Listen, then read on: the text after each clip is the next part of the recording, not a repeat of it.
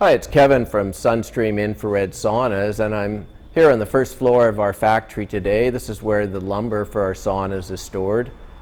Our saunas are manufactured out of two different types of lumber.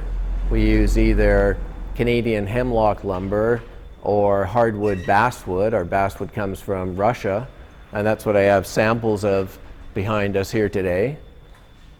Our saunas are manufactured without the use of any plywood or particleboard. We use a special glue.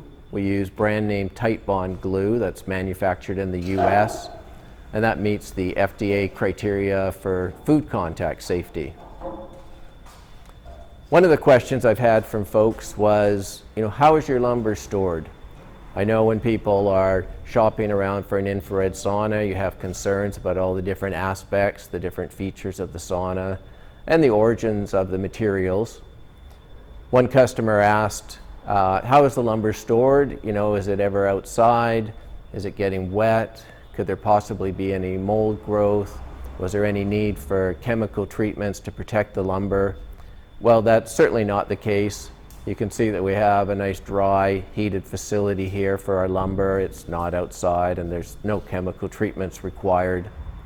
We really do follow the materials that go into our sauna through all the different stages. The Basswood lumber, for instance, we purchase in rough stock.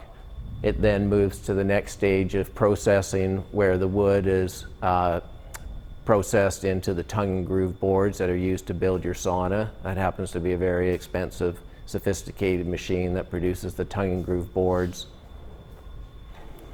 So we certainly understand everything that goes into the Sun Stream sauna. Lots of control over the whole process to ensure that you have a safe, healthy sauna to use in your home. Hope the video's been interesting to you. Thanks for tuning in. Of course, I welcome your questions anytime. Give me a call.